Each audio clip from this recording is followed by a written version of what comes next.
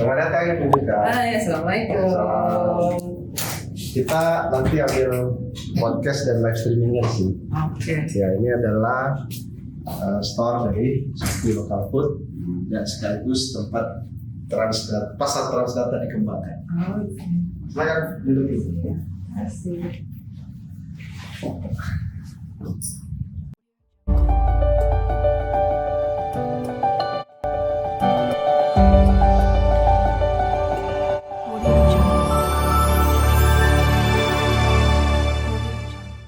Assalamualaikum warahmatullahi wabarakatuh.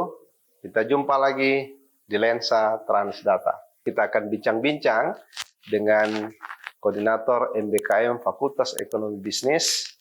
Kita sapa saja beliau, Dr. Juliana Kadam. Apa kabar, Bu Alhamdulillah, Dokter? baik. Panggil siapa, Bu Dokter, Ibu Juka, atau siapa nih? Panggil Bu Juka saja. Bu Juka aja ya. Gimana kabarnya Bu Juka hari ini? Sehat-sehat? Baik, alhamdulillah baik. Alhamdulillah. Seragamnya keren sekali pakai MBKM ya. Bu Juka, hari ini kita mencoba untuk bersama dengan mahasiswa yang sebetulnya ini mahasiswa Fakultas Ekonomi Bisnis loh.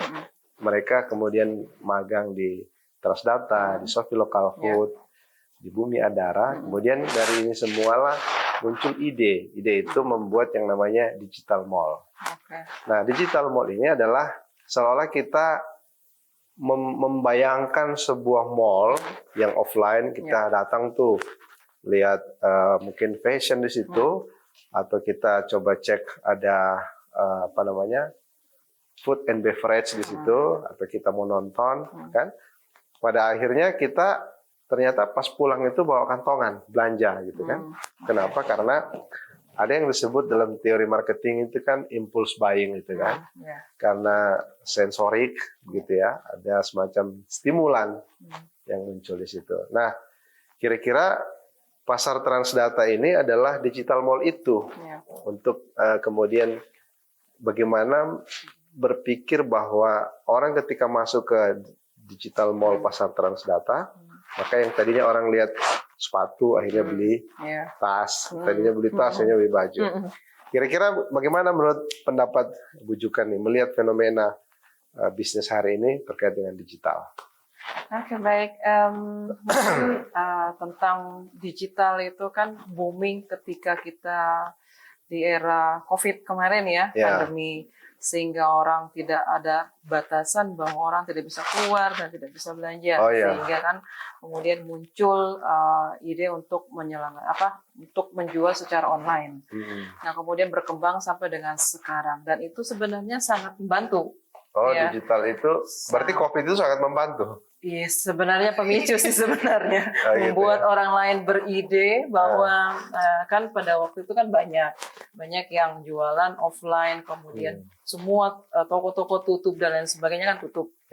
Sehingga orang berpikir bagaimana caranya, kalau orang bisnis kan tidak boleh stagnan, harus bisa mencari solusi apapun itu. Sehingga kemudian muncullah mulai ada banyak platform yang menjual secara online, kemudian toko-toko menjual secara online, dan itu juga sebenarnya kalau dari sisi bisnis, dari segi pembiayaan dia lebih less cost ya, kurang biayanya karena tidak harus menyewa tempat dan lain sebagainya, mereka bisa berjualan, dan itu sangat-sangat membantu sebenarnya gitu ya, apalagi kalau kayak terutama kayak ibu-ibu gitu ya, kayak saya gitu ya, dari zaman mulai ada Facebook jualan baju online, kan Facebook dari online itu kan dari Facebook ya di awal.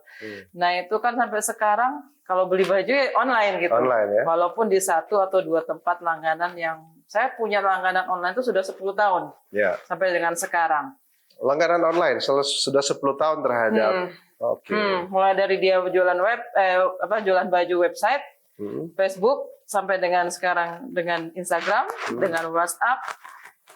Sudah langganan tetap gitu ya. Jadi tinggal ngomong, Mbak, ini cukup dengan size-nya saya, cukup gitu.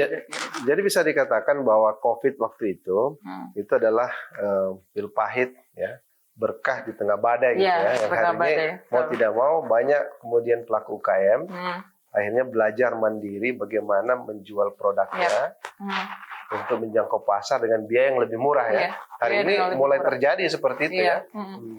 Dan itu kan buminya memang sebelum adanya Facebook itu kan sudah ada ya yang jualan Facebook dan sebagainya sebelum Instagram muncul. Iya.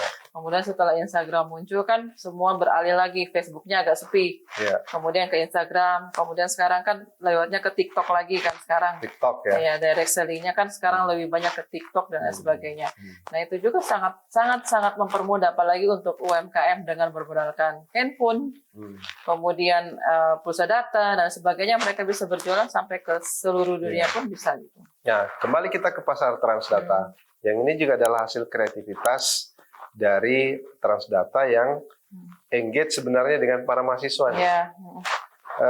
Bu Juka bisa bisa menjelaskan tidak apakah pasar Transdata ini memiliki prospek bisnis ke depan terhadap pelaku-pelaku UKM nih yang kalau dia mau sewa lapak, mau sewa toko, mau sewa ruko di pinggir jalan itu kan mahal tuh. Iya. Iya, punya prospek yang bagus ya, apalagi untuk meningkatkan, membantu UMKM yang ada di Palu ya, atau secara keseluruhan di Sulawesi Tengah.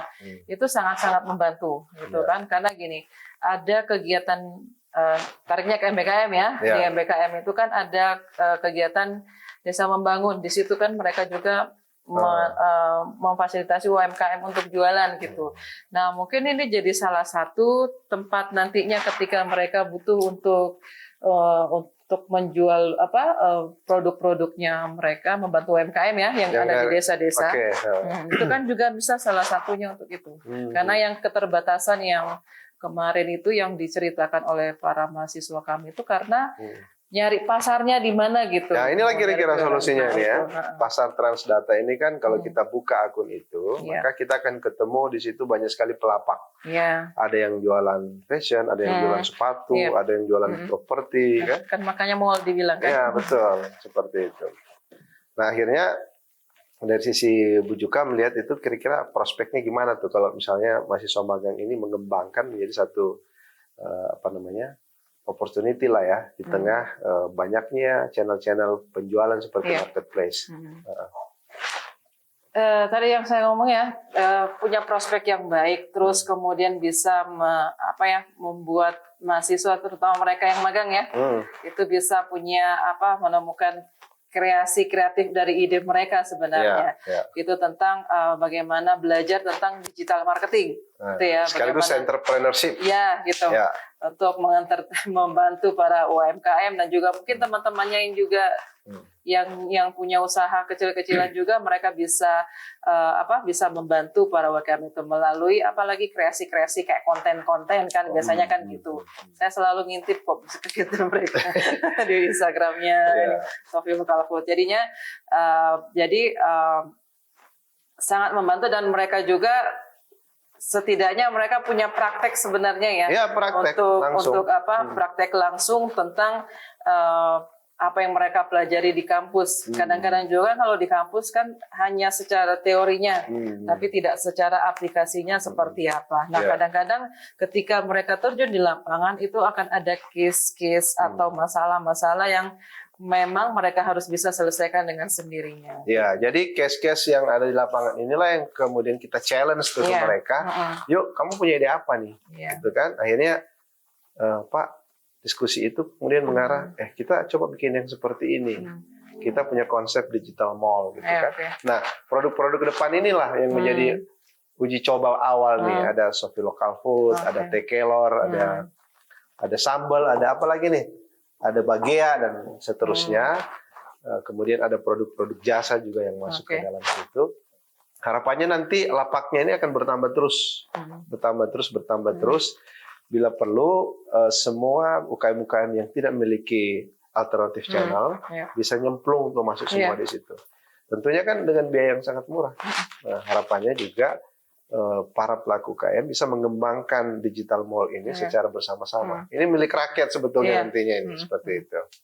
Iya, bagus sih karena banyak juga kan UMKM yang mikro gitu kan yang masih belum melek dengan yang namanya digital dan lain sebagainya, itu bisa sangat membantu sebenarnya untuk itu.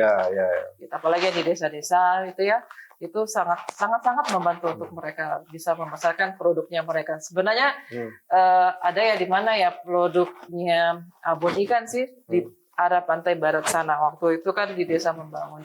Mereka ngasihin saya sampelnya. Enak sih sebenarnya gitu, enak. Cuma yang selalunya itu adalah masalahnya adalah bagaimana channel distribusinya, bagaimana menembus pasar gitu ya.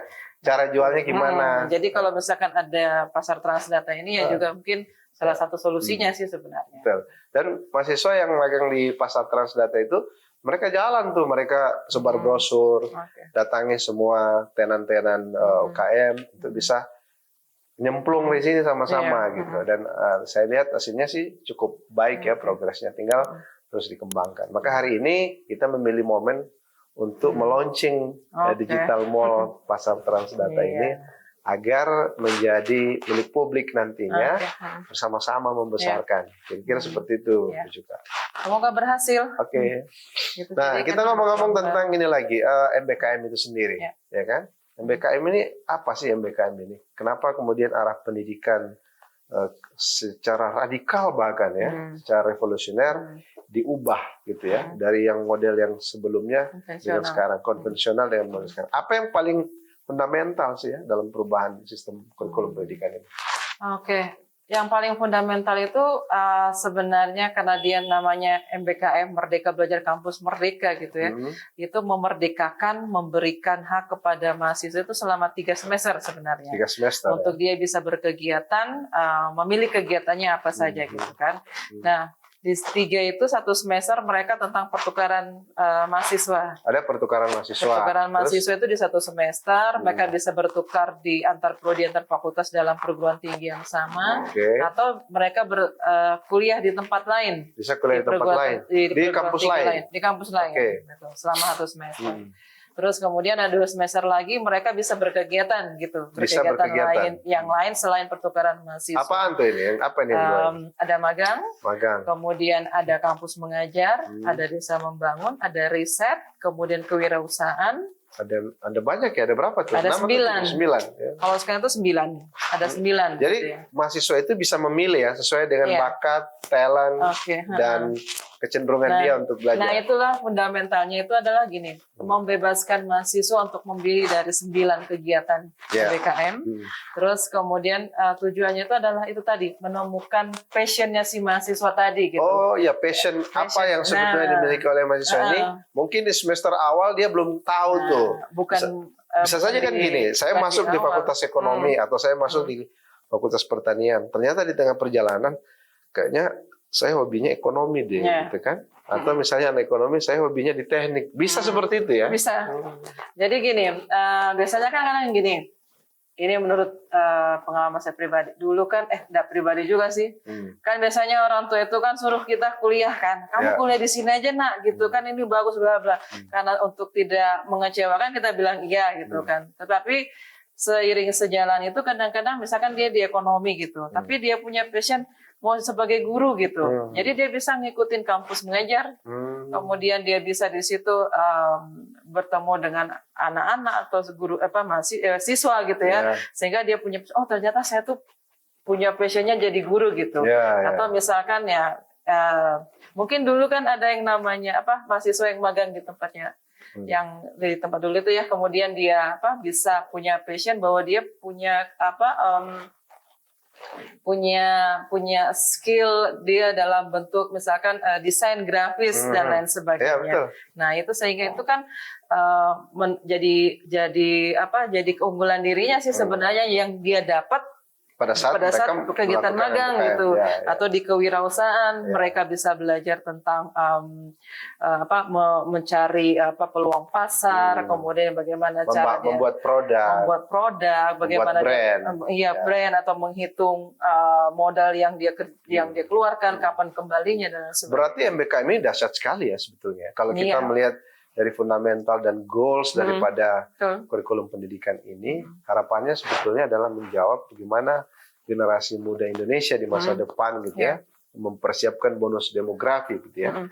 Bagian daripada program visi Indonesia unggul itu ya. Iya. Kira begitu ya. Iya, gitu. Apalagi dengan perubahan ada Permendikbudristek nomor 53 Ya. 2023 ya tahun ini. 2 minggu lalu yang di-launching. Oh itu sangat viral itu ya. Hot di mana-mana itu menjadi yang konsumsi. dibilang bahwa tidak akan ada itu skripsi. gimana? Mungkin bisa disampaikan kepada pemirsa Pasar Transdata dan Lensa Transdata. Itu isu yang sangat menarik untuk kita di sampaikan. Permendikbud 53 itu kan menyatakan bahwa mahasiswa terutama S1 ya, itu tidak harus lulus dengan jalur skripsi atau dengan tugas karya tulis ilmiah gitu. Mereka bisa memilih banyak jalur dan itu kan sudah dikerjakan oleh Fakultas Ekonomi dan Bisnis gitu kan sebelum ada Permendikbud 53. Yaitu selain skripsi mereka bisa melalui tulisan artikel, terus kemudian mungkin mereka bisa seperti yang sekarang mereka bikin aplikasi Transdata pasar Transdata itu juga menjadi prototipe yang bisa mereka presentasikan di prodi mereka masing-masing. Sehingga nanti itu bisa direkognisi. Oh, itu bisa direkognisi ya? Bisa. Tapi tetap ada laporan lah. Iya, harus ada laporan. Tapi artinya itu sudah bisa menggantikan skripsi. Iya. Ya. Karena kan di Permendikbud itu menyatakan bahwa mahasiswa itu bisa lulus, bisa selain skripsi. Mereka bisa dari prototipe itu, kemudian ada tulisan artikel. Gitu. Pada akhirnya kan goals-nya adalah bagaimana mahasiswa ini ketika selesai, dia menemukan apa passion ya. Kemana dia tidak menghadapi yang namanya culture shock gitu kan. Dia bisa, dan akhirnya bisa langsung adaptif dengan lingkungan mana yang dia akan pilih ke depannya gitu ya. Betul. Sehingga dari 9 kegiatan ya S1 itu kan pertukaran mahasiswa, yang 8 kegiatan di luar kampus itu bisa berharapnya mahasiswa itu punya tambahan pengalaman, mereka tidak culture shock, tidak shock ketika mereka sudah jadi sarjana, oh ternyata begini ya di dunia luar gitu. Tetapi mereka sudah bisa paham, mereka bisa mulai belajar beradaptasi, berkomunikasi dengan baik dengan orang lain. Nah, itu kan sesuatu hal yang tidak diajarkan di kampus. Kampus secara teoritis saja ya. Sekarang kalau lihat Universitas Tadulako tuh dalam program MBKM ini, Ibu Juka ini kan terlibat dari awal gitu ya. Bagaimana dari awal kemudian melihat kondisi sekarang, progres dan evaluasinya apakah semakin memperlihatkan tanda yang lebih baik atau seperti apa? Kalau dukungan dari Universitas Tadulako itu sangat baik, sehingga kemudian ini sudah mau tahun ketiga saya di MBKM itu baik dari tingkat rektorat sampai dengan fakultas itu sangat mendukung. Dan mungkin kalau kita di Fakultas Ekonomi itu kayaknya yang paling banyak deh kayaknya. Paling banyak Fakultas Ekonomi. Karena semester ini saja kita sekitar 400-an mahasiswa. 400 mahasiswa ikut MBKM dengan 9 model tadi berbagai kan ada yang dari flagship Kemdikbudristek, kemudian ada yang mandiri yang diselenggarakan oleh Fakultas Ekonomi dan Bisnis. Oke, kita lihat dulu live kita ini. Ada banyak nggak tuh yang ada pertanyaan mungkin dari situ? Belum ya? Ya, lumayan ini ada berapaan banyak yang gabung untuk menyaksikan bagaimana pasar Transdata itu dipahami oleh pelaku-pelaku KM, baik itu dari kalangan mahasiswa, kemudian akademisi, pelaku UKM, dan bahkan pebisnis-pebisnis besar yang mencoba melihat bagaimana sih perubahan pola dan sistematika bisnis ke depan yang bisnis modelnya itu berubah. Kalau kita lihat misalnya Tanah Abang itu itu mulai banyak yang tutup tuh. Itu beberapa hari lalu kan agak viral juga di berita. Artinya memang digitalisasi ini sudah mendisrupsi hal-hal yang seperti itu. Di kampus gimana melihatnya itu? Kampus melihat fenomena dan fakta bahwa shifting offline to online ini sudah sangat signifikan. Dan kalau tidak diikuti oleh para pelaku, maka ini berbahaya buat pelaku-pelaku usaha.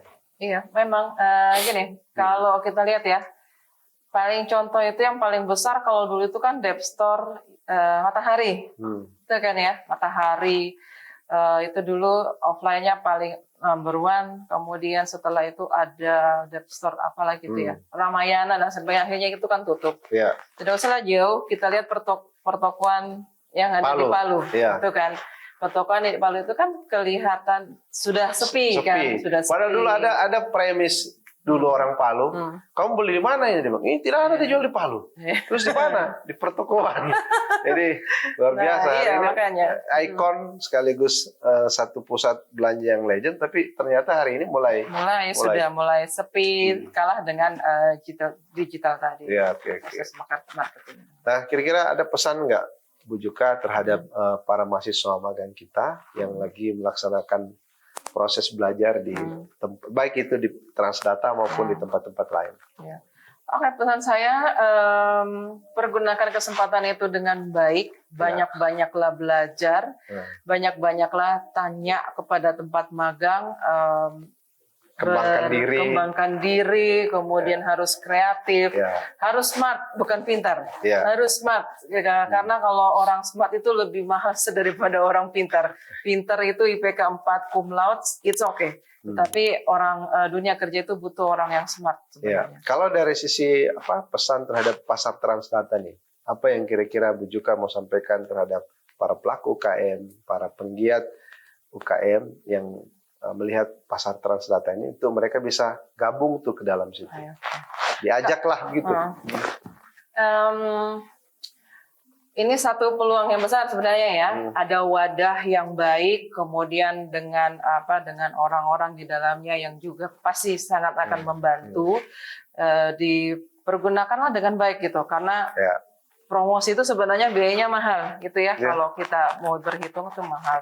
Tetapi kalau misalkan ada pasar Transdata ini yang bisa memfasilitasi dengan harga yang masih hari ini masih free loh masuk ke dalam pasar Transdata. Ke depan ketika sudah mulai berkembang, ini ada jadi bisnis modelnya itu berbeda dengan marketplace. Kalau marketplace itu mungkin mengambil fee di dalamnya, misalnya dengan pola dropshipper atau reseller. Kalau pasar Transdata itu seolah-olah si tenan itu sewa tenan gitu ya. Sewa tenan di tempat kita gitu kan. Tentu ke depan ketika ini sudah berkembang itu akan berbayar tuh. Tapi tujuan berbayar itu bukan untuk apa, tapi itu juga mengembangkan digital mall itu sendiri sebetulnya. Sekaligus membuatnya semakin diperhatikan oleh para pelaku kan. Kira-kira begitu. Iya. Peluang besar kok itu. Bagi UMKM-nya juga sih, karena sudah tidak butuh biaya promosi, nanti konsepnya tidak butuh dibantu. Biaya promosi, tidak butuh tempat jualan. Gitu. Nah, kita bantu untuk itu. Oke, saya kira demikian ya bincang-bincang singkat kita pada kesempatan hari ini. Insya Allah bermanfaat buat para pelaku UKM, para mahasiswa magang, para akademisi juga, para pengambil kebijakan, bagaimana kita berpikir secara komprehensif, holistik tentang pengembangan pelaku UKM yang ada khususnya di Sulawesi Tengah. Demikian live streaming kita di IG Pasar Transdata sekaligus Lensa Transdata. Kita ketemu lagi di bincang-bincang selanjutnya. Assalamualaikum warahmatullahi wabarakatuh.